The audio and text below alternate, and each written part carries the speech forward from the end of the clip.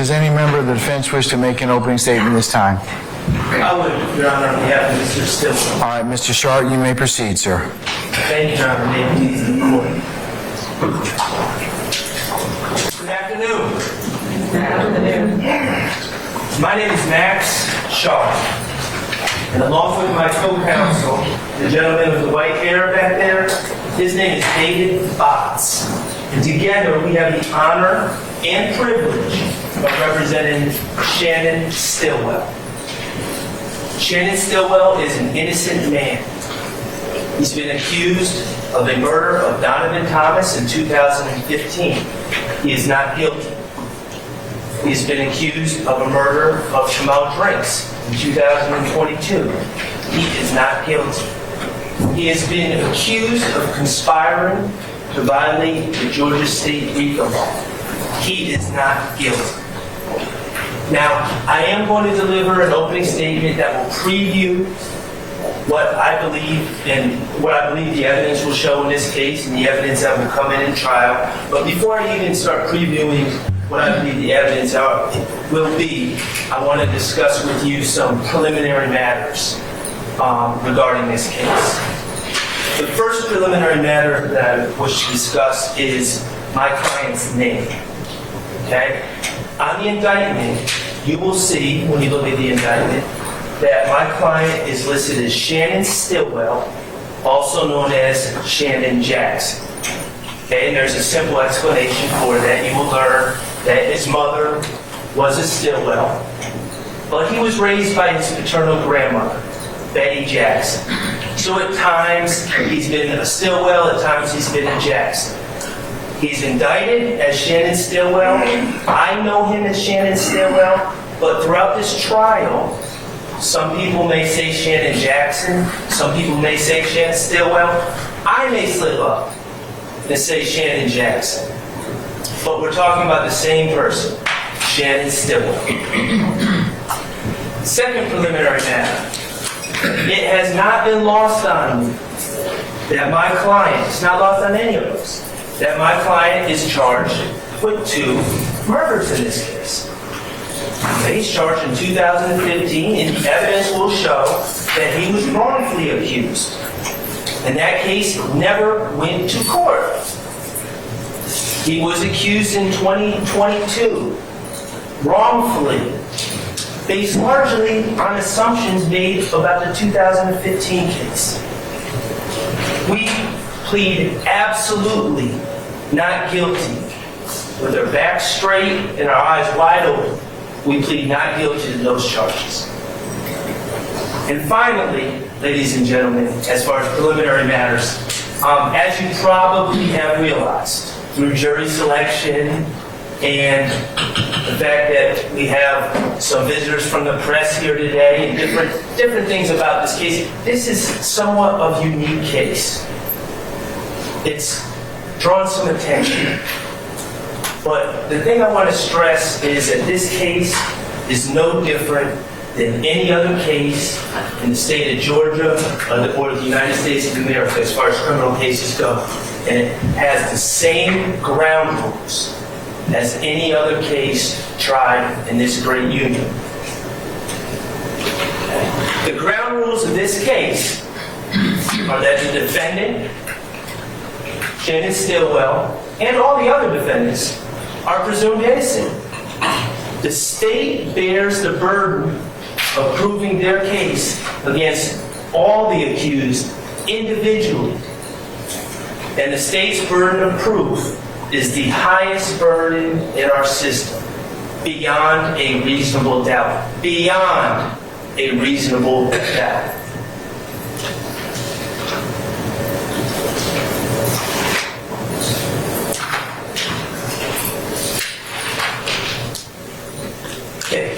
Ladies and gentlemen, the state started talking in their opening about about colors. About colors and hand signs and different markers and gang activity and all the rest. And I anticipate that the state will attempt to bring in colors and their belief about what colors mean in this case. Throughout this case, I'm going to ask you to focus on a couple colors as well, just to keep in mind as you hear the evidence. Okay, the first color is dollar bill green. Dollar bill green, as you may guess, is the exact shade of green that the U.S. government uses when printing U.S. currency. And the evidence in this case will show that many of these young men grew up without dollar bill green. The evidence will show, and you'll learn about different areas of Atlanta, Capitol Homes, Jonesboro South, places that have since been revitalized in some ways, but back 15 years ago were not nice places. Despair, lack of opportunity, poverty, lack of positive role models. You'll hear about Shannon and his upbringing. You'll hear that he grew up in the Forest Cove Apartments, which have since been condemned. And he was raised by his paternal grandmother, Betty Jackson. He couldn't live with his mother, who had succumbed to drug addiction, and it was his paternal grandmother, Betty Jackson, who raised him. And she raised him in the Forest Cove Apartments, and you'll hear that she loved him, poured love into him, called him her sweet thing, and he called her Mom because she was Mom. You'll hear that despite the love and guidance that Miss Jackson tried to pour into Mr. Stillwell, at the age of 14, without other people providing him guidance, he dropped out of school. And he decided that he wanted to be a rapper. You'll learn about the rap industry in this case. And you'll learn, and you probably already know this, but becoming a rapper is not the same as signing up for a job at Home Depot, where you work for 2 weeks and you get your first paycheck. When you're chasing superstardom in the rap game, those paychecks might not come for a long time. And sadly, they may not come at all. It might be a dead end to nowhere. You'll learn about the vast numbers of young men with the same dream as Shannon, and how the supply of potential rappers greatly exceeds the demand for superstar rappers. That was really a bad occupation to try to get into when it really comes down to it. But Shannon was 14. And you'll hear how he tried to hone his skills and tried to make it in the rap game. But you'll hear that Shannon, like many other young men chasing this same dream, weren't making any money. And bills have to be paid. And kids have to eat. And rent becomes due. In this case, and we're not going to hide from it, the chase of dollar bill green turned into a different shade of green for Shannon and many others. That type of green, that shade of green is called bud green, which is actually a color. You can paint your house bud green. But in this case, of course, bud green stands for marijuana. And you'll hear how Shannon, trying to make it in rap, sold marijuana. The state has alleged in their overt acts, okay? These are acts that they claim prove that there's some RICO conspiracy afoot. You'll hear that on August 23rd, 2013, Shannon was charged with possession of marijuana with intent to distribute, approximately 1 ounce, over 10 years ago. And you'll hear that he pled guilty and did his time. You'll hear that in 2015, in July of 2015, he was charged with possession of marijuana with intent and possession of a firearm. And you'll hear he pled guilty, took responsibility, did his time. You'll hear that in September 25th of 2019, he was arrested and charged with possession of a firearm. And he took responsibility and he did his time. We're not hiding from the fact that Shannon Stillwell has sold drugs. We're not hiding from the fact that he's been found in possession of marijuana. We're not hiding from the fact that he's been found in possession of a firearm, which is always synonymous with selling drugs. Okay? These are his past, his truth, and they were his decisions. His motivation was to make money for him, to live, to pay rent, to eat. Ladies and gentlemen, we're not hiding from the past. But the evidence will show that Shannon's decisions, starting over 10 years ago, had nothing to do with YSL or any other organization.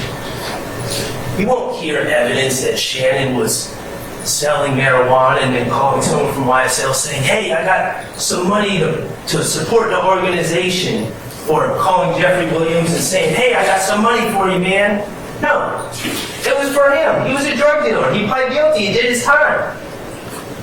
Just like thousands of other people in Atlanta. This has nothing to do with YSL. Has nothing to do with the January 10th shooting of Donovan Thomas. And it has nothing to do with the 2022 shooting of Shamal Drakes.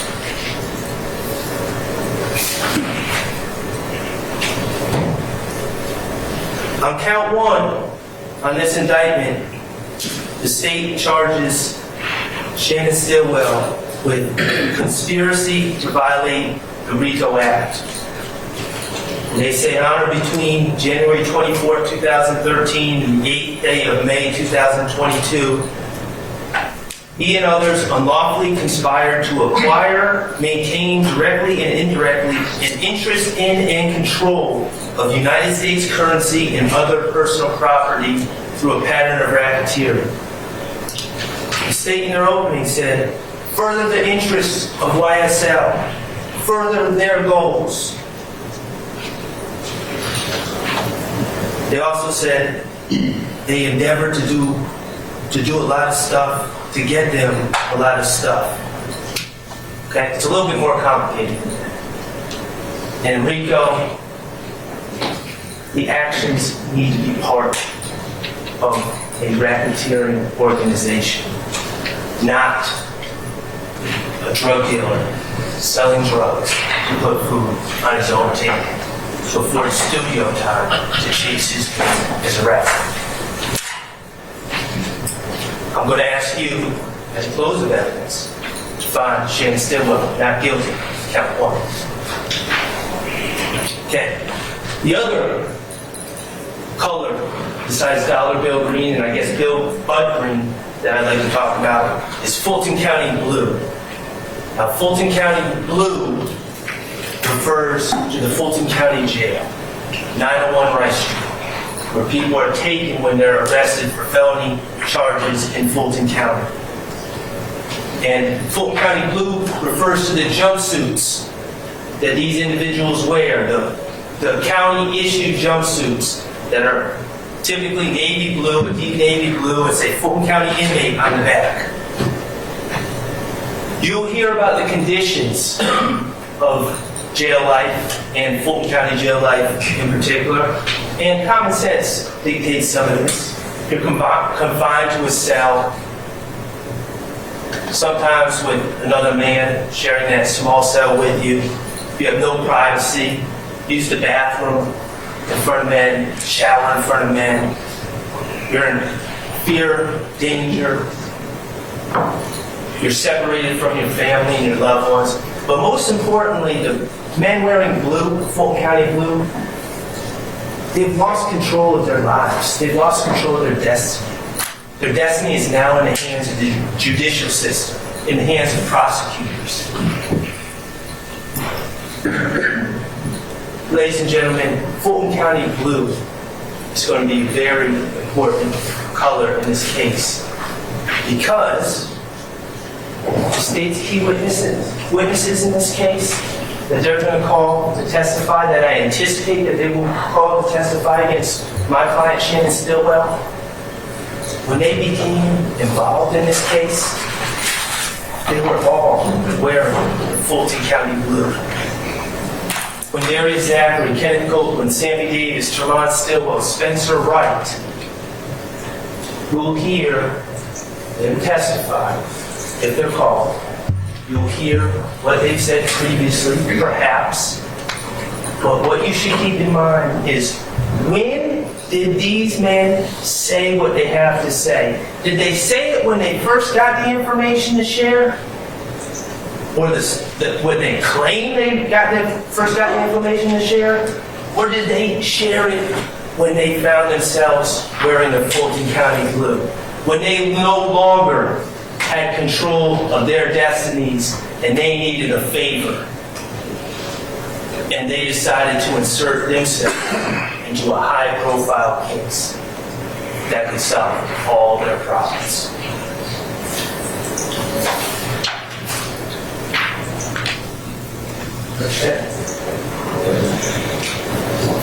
Let's talk about January 10, 2015.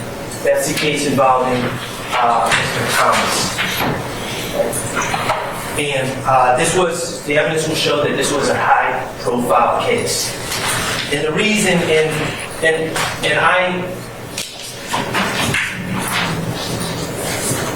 this is not me talking.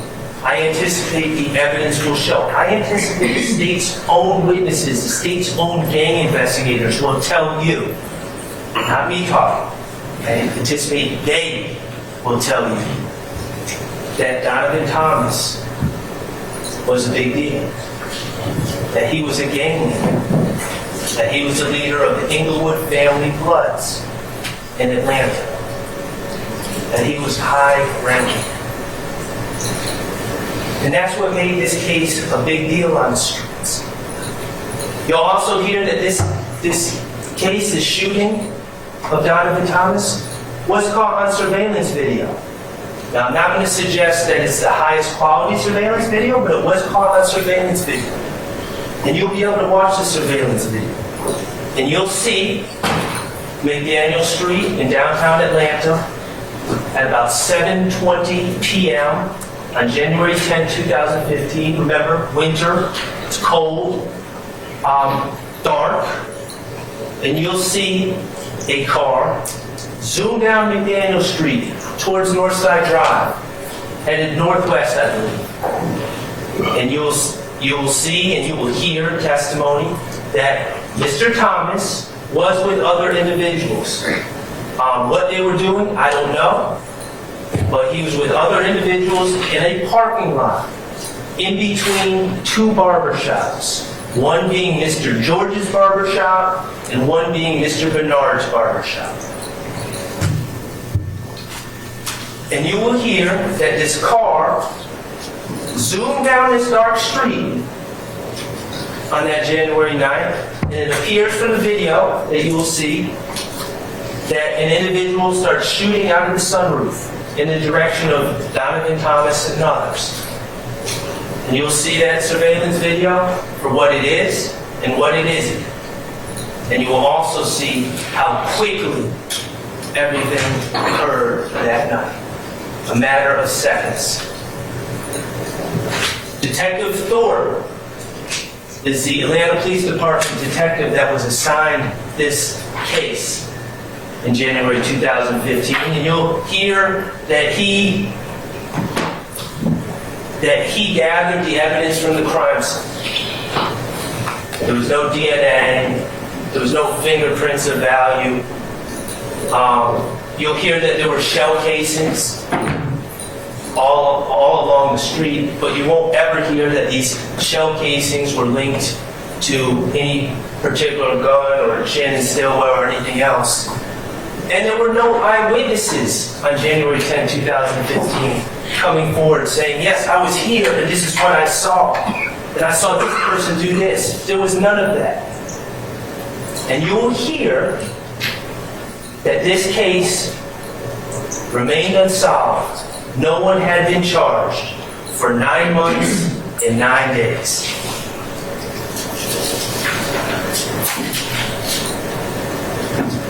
On October 19th, 2015, 9 months and 9 days after the Donovan Thomas shooting, a man named Nicholas Robinson was arrested on the streets of Atlanta and brought to Fulton County Jail for various pending charges.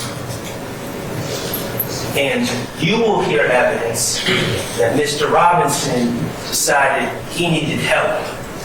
He didn't want to wear the Fulton County blue.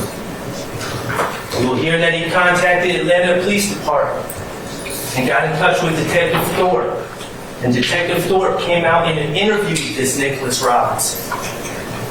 You'll hear what Nicholas Robinson said in this interview. How he gave his vantage point to Detective Thorpe. How Nicholas Robinson said that he was seated at the MARTA bus bench right across McDaniel Street from the barber shops. And you'll hear that Nicholas Robinson told Detective Thorpe that he saw it all. And he saw the people that were inside the car. And he gave names. Nicholas Robinson said, I saw Antonio Sledge. He came out the sunroof shooting. I saw Kenneth Copeland. He was in the front passenger seat. I saw Demetrion Garlington. He was the driver of this car. Quindarius Zachary, he wasn't there, but he supplied the gun to Antonio Sledge. And yes, I saw Shannon Stillwell, my client, in the back, passenger side, shooting a handler. So Detective Thorpe, after taking this information from Nicholas Robinson, who just broke the case, created photo lineups. And you'll learn what a photo lineup is. It's essentially 6 photos that contain a picture of a suspect and then 5 what we call fillers. And you'll learn about that. And Detective Thorpe showed these photo lineups. A photo lineup with Antonio Sledge and then a photo lineup with Kenneth Copeland. Each person had their own photo lineup just to ensure that Nicholas Robinson could pick these people out of a photo lineup. And Nicholas Robinson did.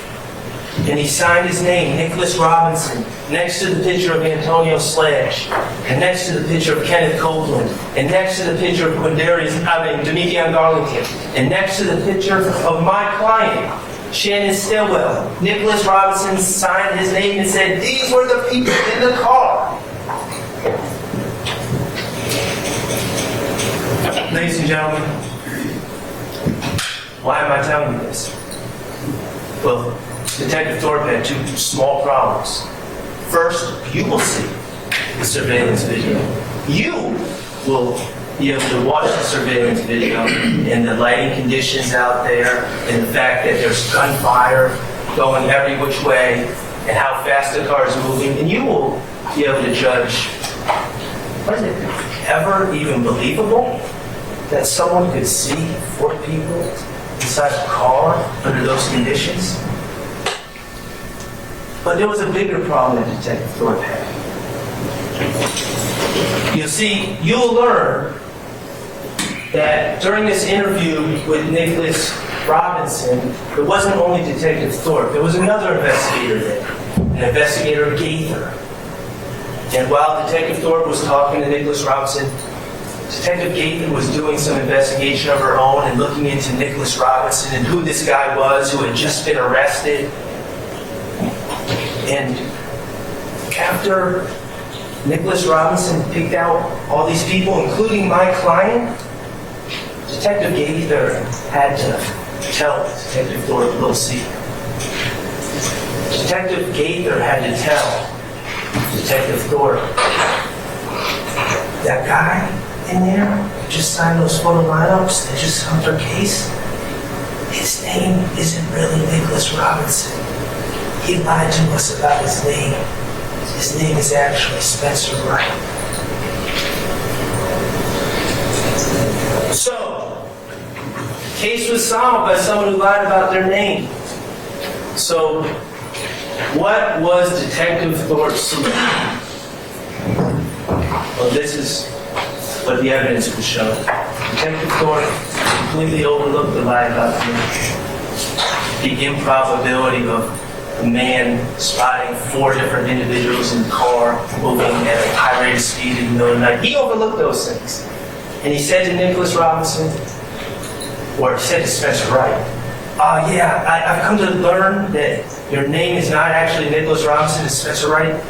Could you look at these photo lineups again, and instead of writing a fake name, Nicholas Robinson, could you actually sign that your real name is Spencer Wright? And Spencer Wright did.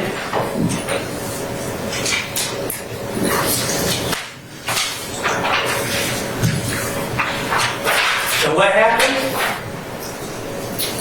Detective Thorpe, on October 19, 2015, based on the word of Spencer Wright, the man who had just claimed to be Nicholas Robinson, Detective Thorpe took out warrants for Antonio Sledge, Demekion Garlington, Kenneth Copeland, and my client, Shannon Stillwell,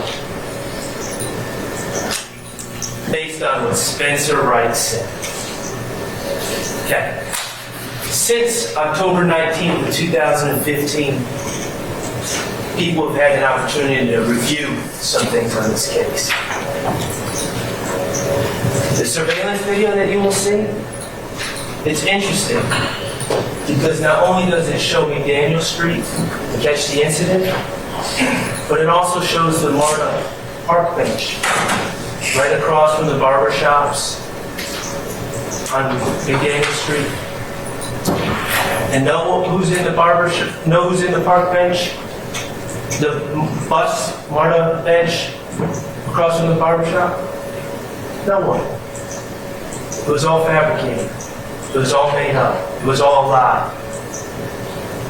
We've been able to review Spencer Wright's jail phone calls to associates made around that time.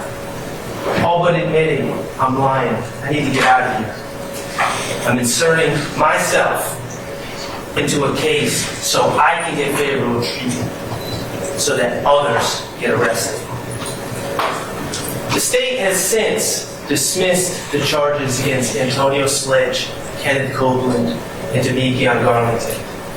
They continue to push forward against Shannon Stillwell.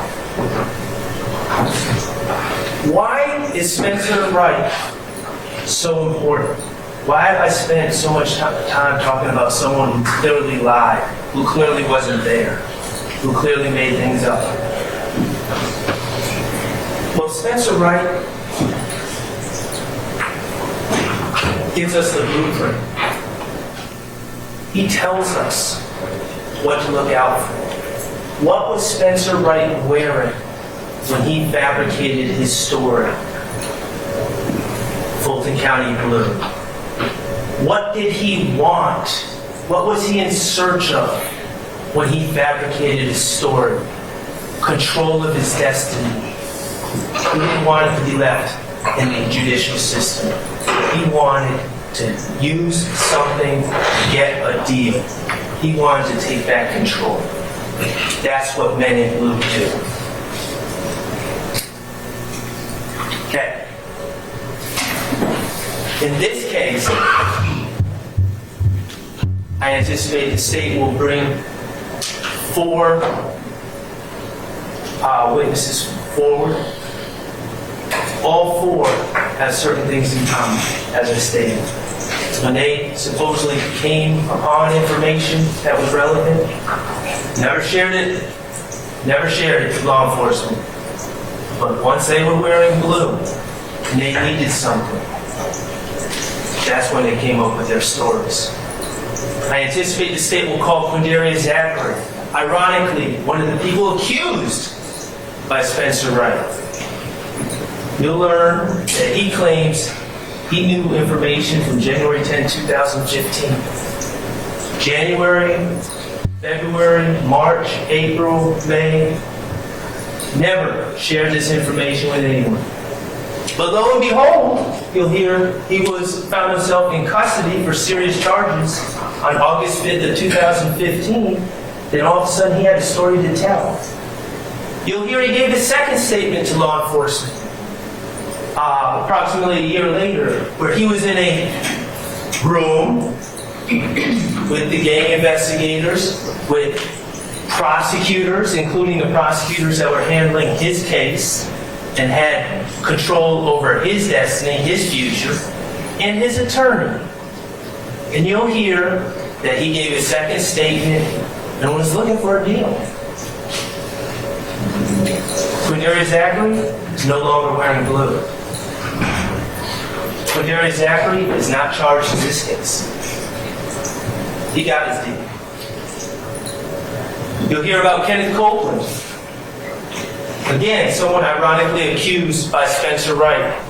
You'll hear that Kenneth Copeland hates jail more than anything. The problem is, for someone that hates jail more than anything, he does a horrible job of avoiding it. And you'll hear that throughout this investigation, he's repeatedly arrested by Atlanta Police Department and other jurisdictions. And you'll hear 2 of those arrests were on June 10th of 2015 for guns, found in possession of guns. October 28, 2021, guns, found in possession of guns. And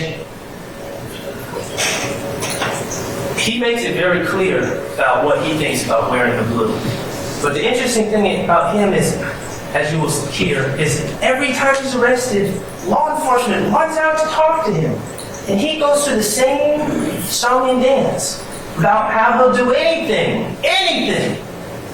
Just don't don't make me wear that blue. Kenneth Copeland is no longer wearing blue. And he's not charged in this case. I anticipate you may hear from a man named Sammy Davis, who claims he was at the scene on January 10, 2015. January through December 2015, never once went to law enforcement. 2016, never once went to law enforcement. But then in March 17, 2017, when he's in jail, wearing blue, law enforcement comes out and talks to him. You'll hear his story. His story about how 2 cars were driving down McDaniel Street, and the first car sent a signal to the second car saying Donovan Thomas is just leaving the barber shop, as a signal like it's time to shoot. And how the second car pulled up in front of the barber shop and stopped in the middle of the street. Just stopped. And then people started shooting at Donovan Thomas. You'll hear Sammy Davis' story. You'll also see the video. You'll see that there's no first car, second car. You'll see that there's no signal. You'll see that Donovan Thomas wasn't just leaving the barber shop, that he had, in fact, like the state had already stated, been hanging out with friends in that parking lot for quite some time prior to the shooting.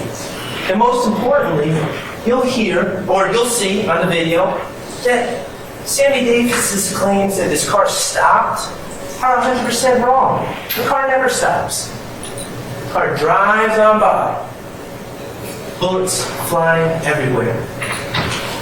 You'll be able to listen to Sammy Davis' story and compare it to the surveillance video to figure out how much value you should give his story. And finally, I anticipate you may hear from a man named Tremont Stillwell. A man who curiously claims he's my client's uncle. Not sure what that's about. You'll hear that he claimed to come across important information in January of 2015. And he claimed he came across this important information while talking to someone with his wife, Vanetta Guffey, right there. You'll hear throughout all of 2015, never said a word to law enforcement. Wasn't until March 22nd, 2016. Guess what color Tremont Stillwell was wearing at that time? You got it. was in jail for serious charges, and he needed help. He needed help from law enforcement to start to reclaim his destiny, control over his life, to escape the monotony and the filth of the Fulton County Jail. And you'll hear that he claims to have information. You'll hear that the state, to their credit, went to try to corroborate whatever Tremont Stillwell was talking about and talked to his wife, who is now deceased. Her name is Vanetta Coffey. She is now deceased. But you'll hear that she was interviewed on May 11th of 2016 when she was still alive. And you'll hear what she had to say about Tremont Stillwell's claims. That what he's saying happened, never happened, A, and that Tremont Stillwell is a effing liar. Those are the state's witnesses in this case. Those are their men in blue. Count 2 of this indictment is the count that charges my client, Shannon Stillwell, along with a whole new group of individuals, with the murder of Donovan Thomas.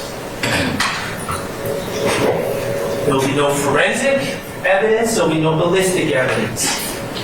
There will be no eyewitnesses that presented themselves at the scene to say, I saw this occur. The surveillance video will not give insight as to whether Shannon Stillwell was there or not. The state's case will rest entirely on the word of men in blue. When the evidence is done and trial is done in this case, I'm going to ask that you return a verdict of not guilty to count 2, murder. Okay. Hold on one second, Shannon. Now, I would like to preview a little bit about my client's life after the Donovan Thomas murder. Remember, on October 19th, 2015, the Atlanta Police Department, Detective Thornton, and the news broadcast to the world, and more specifically to the streets, and more specifically to the Inglewood family blood gang that Donovan Thomas was the head of, that my client was responsible. Based on the word of Spencer Wright, based on the word of someone that even the state is saying lied. First they said wasn't completely accurate. No, it was a lie. Based on that, they broadcast to everyone that my client was responsible. And there has been repercussions. You'll hear in 2015, people pulled up to my client as he stood outside his store, shot a gun at his head, and grazed his forehead. Thankfully, he's still with us. You'll hear that later in 2015, my client went to go get a fish dinner with the mother of his child and another young lady named Tiara Jones at JJ's Fish at the corner of University and Pryor. And members of the gang spotted them there, stalked that car, drove behind the car, and unleashed bullets upon that car, hitting that poor lady, the driver, Tiara Jones, in the face, killing her, causing the car to crash and spin, breaking bones in my client's body, collapsing his lungs. The streets have not cared that Spencer Wright is a liar. Since that time, my client's life is changed in some small ways and some big ways that I think make sense. Shannon Stillwell, since that time, has been careful about his surroundings. He tends to back into parking spots. He tends to run red lights at intersections. not to be a sitting duck for IFA members or anyone else. He habitually changes residences. And yes, he does habitually rent cars, including a white Audi. He does this, the evidence will show, so no one can associate him with any particular car. None of the IF gang members can know where he is. And yes, when he rents cars, he does tint their windows, so no one can see in. That's the life he leads since 2015. And yes, when he leaves the house late at night, he does conceal his identity. It was during COVID, but he does wear a mask.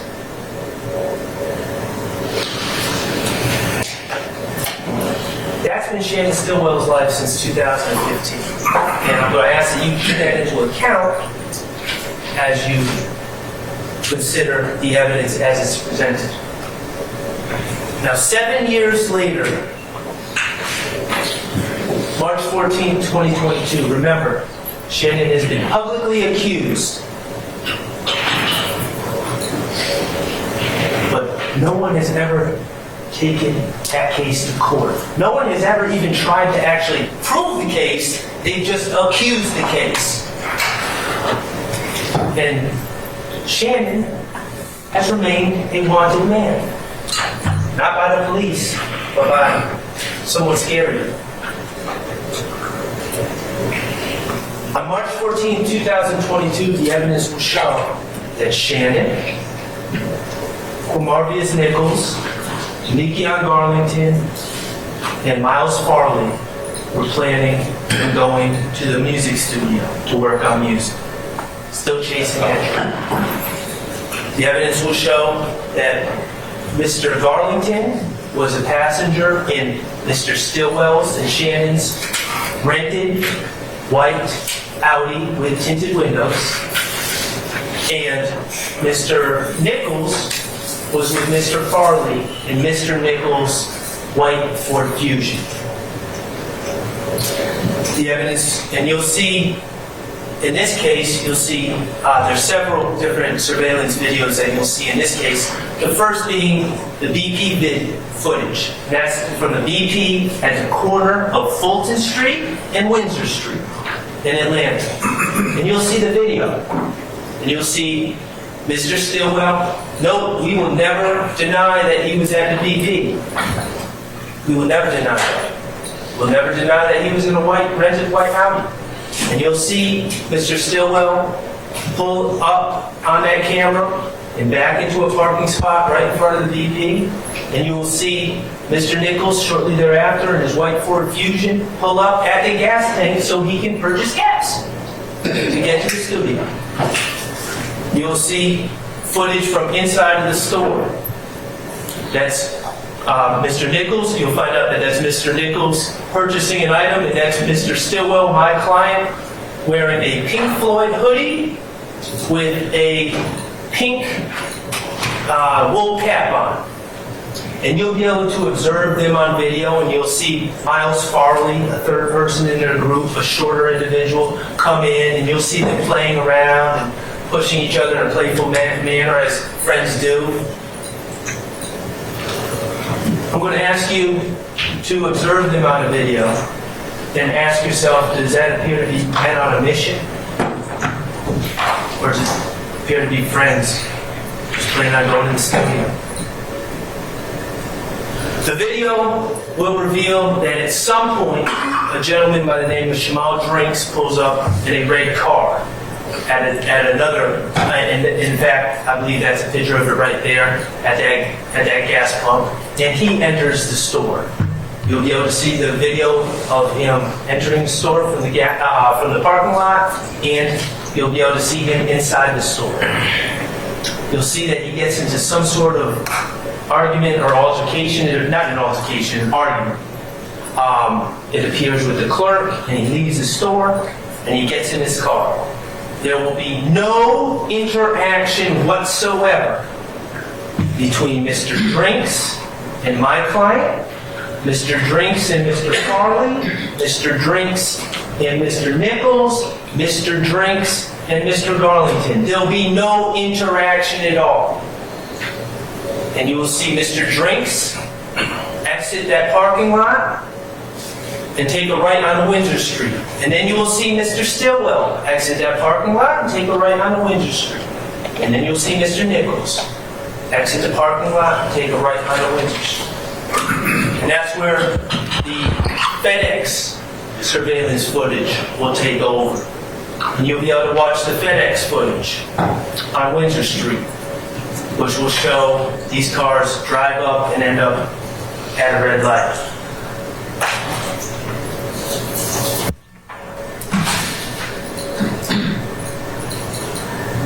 You will see my client's car, white Audi, run a red light.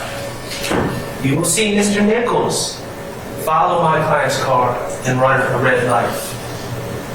Eventually, cars come in to replace him, and traffic flow continues and continues for several minutes.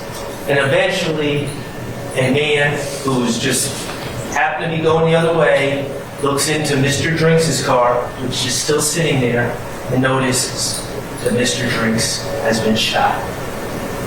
What you will not see on this video is any indication at all that this shooting occurred while my client's car was beside Mr. Drinks. You will not see any muzzle flash, you will not see any commotion, you will not see any fight, you will not see anything at all that suggests that that's when the shooting occurred.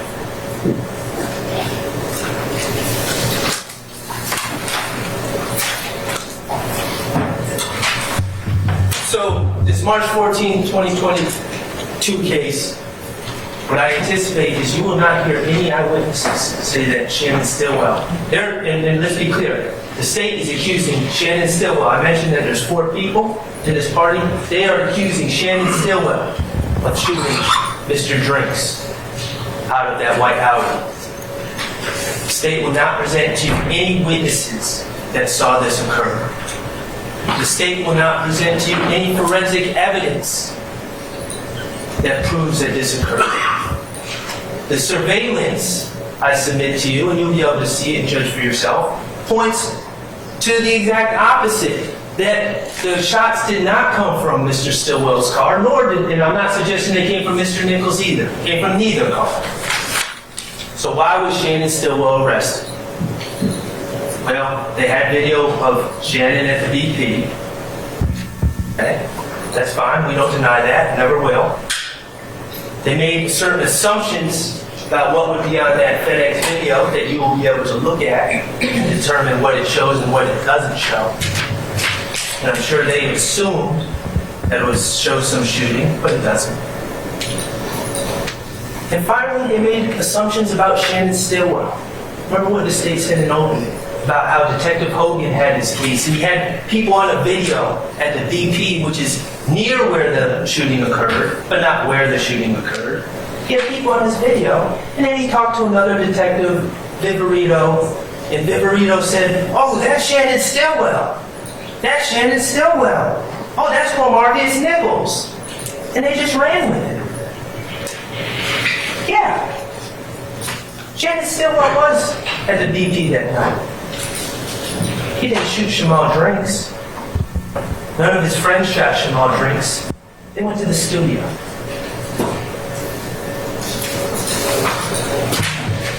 Since these warrants were taken out for Shannon Stillwell, and I'll tell you the warrants were taken out and Shannon Stillwell was arrested in that same white Audi on March 17, 2022, 3 days later.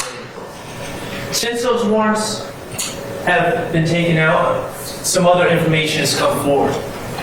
First, I'm going to ask you, and this will be entered into evidence, I'm going to ask that you consider the rental agreement for the white Audi.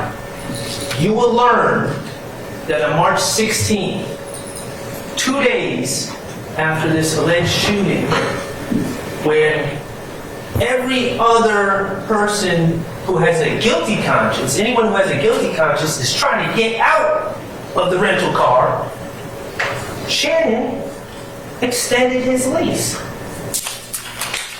I'm going to ask you to consider and really think about that. Extending a lease of a car that you supposedly just killed someone.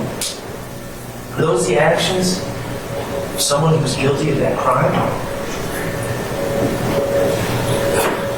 You're going to hear about the wiretap on Demekion Garlington's phone. Remember, Demekion Garlington was in Mr. Stillwell's car.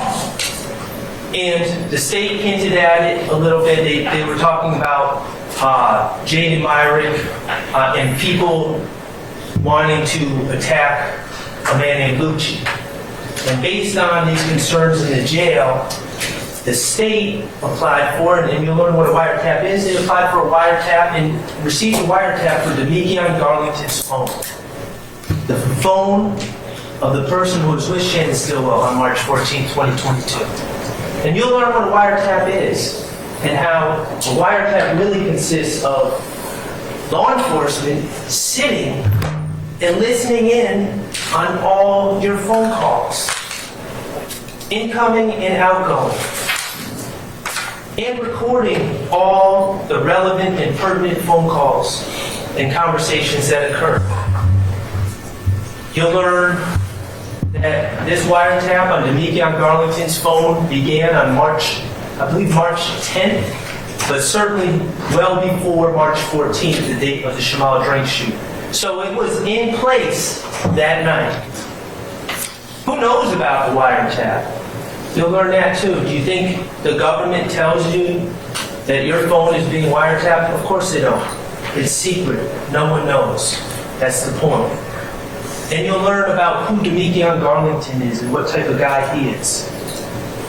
I would submit, if you have a secret, you wouldn't want to tell Demekion Garlington. You'll hear him on the wiretap, drunk, high, talking about everything under the sun. Pills, weed, guns, girls, robberies, all stuff that he's involved in, completely against his interests to discuss, but he doesn't know he's being listened to now. But one thing that's interesting, of all the things that this loudmouth talks about, all the crimes, and they said they bragged about this stuff. They said Demekion Garlington was bragging about this stuff. All the things they brag about, no, it never comes up. Shooting anyone on March 14, 2022. All the crimes he discusses, that never comes up.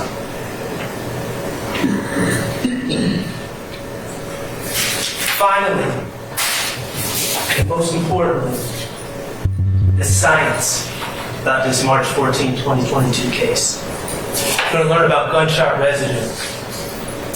Gunshot residue testing that tests for microscopic particles that contain a combination of lead, barium, and antimony. Particles that come from the explosion of a gun and the gunshot primer that causes it. Synonymous with a firearm that has been fired. Who does gunshot residue testing? Georgia Bureau of Investigation, APD, all sorts of agencies to build cases against defendants. You'll learn how gunshot residue is collected. How you take a surface or a body part or an object, and you take these adhesive stubs, these official gunshot residue kits, and you dab the surface of an item as much as you want. You can use multiple stubs. And then you take these stubs and you place them under an electron microscope. And a scientist can look under this microscope and see if there's any particles of gunshot residue that are on said item. You'll hear that Shannon Stillwell was arrested on March 17th in that same white Audi that he was in on the 14th. And you will hear that the crime scene technicians, in this case, made a specific decision to pick the best place on a car to test for gunshot residue. When the gun is fired, the gunshot residue would plume upwards. And so they take the best part of the car, the headliner. And for all of you that don't know what the headliner is, that's the cloth top of the car. As pictured right there. You'll hear about Alexander Coven, a scientist, a man in search of the truth, a man who works for GBI, not for me, not for Shannon Stillwell. And you'll hear how that headliner that was collected from that white Audi on March 17th was brought to Alexander Coven at the Georgia Bureau of Investigation. You'll hear he's an expert in gunshot residue collection and analysis and detection.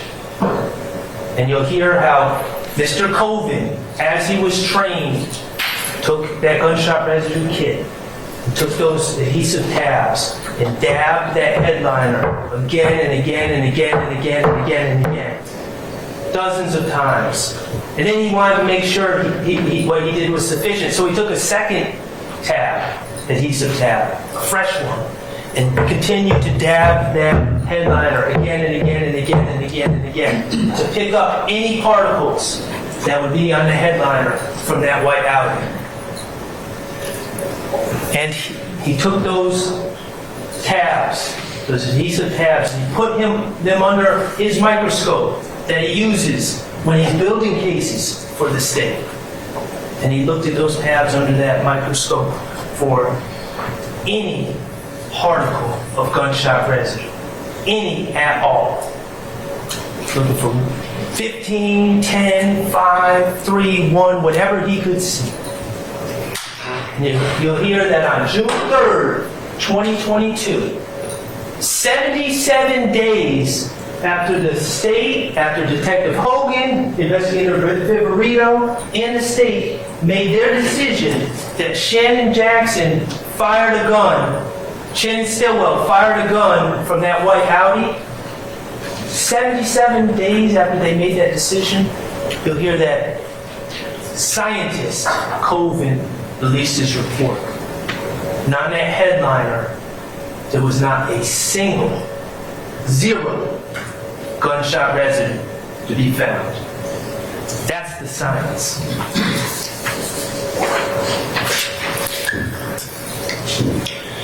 Ladies and gentlemen, regarding the March 14, 2022 case, the state has made 5 charges, 5 different counts against Shannon Stillwell, my client. First is count 49 on this indictment. It is murder, alleging that he shot out of the white Audi, and shot Shamal Drinks. The science belies those accusations.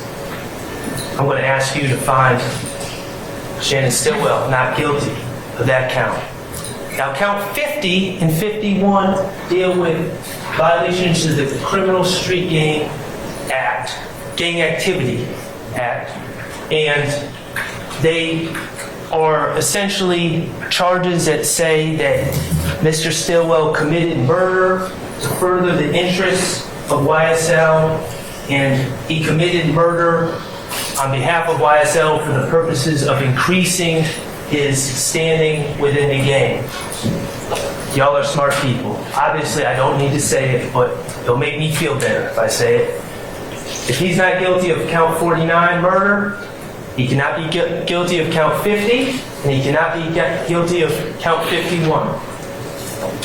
Counts 52 and 54 similarly charge Shannon Stillwell with possession of a firearm by a convicted felon on March 14th of 2022 on the belief that he used a firearm to kill Shamal Drinks. If the state does not prove that case beyond a reasonable doubt, he cannot be found guilty of count 52.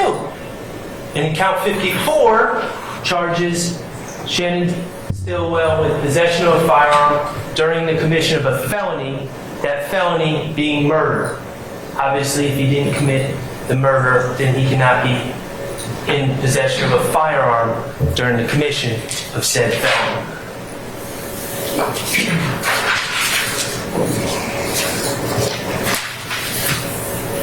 In conclusion, my client has been charged with 2 separate murders. He's been wrongfully accused of 2 separate murders, and we plead absolutely not guilty.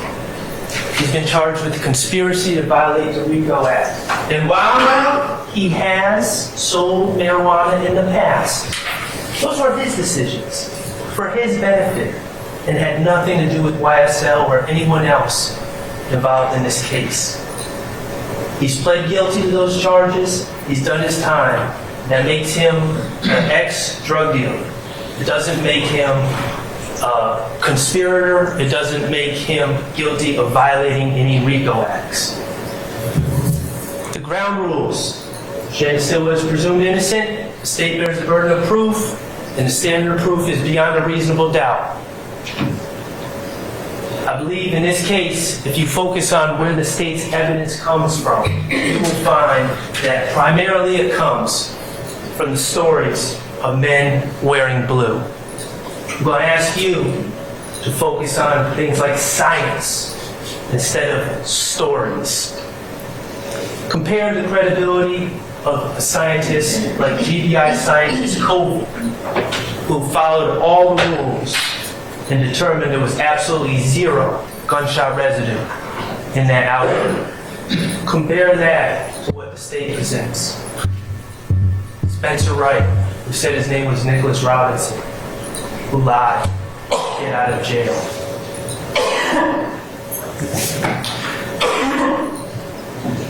Spencer Wright duped Detective Thorpe on October 19th of 2015, and that is on Detective Thorpe.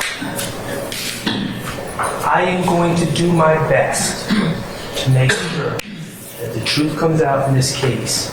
Make sure that no one wearing blue will be able to dupe anyone during this trial.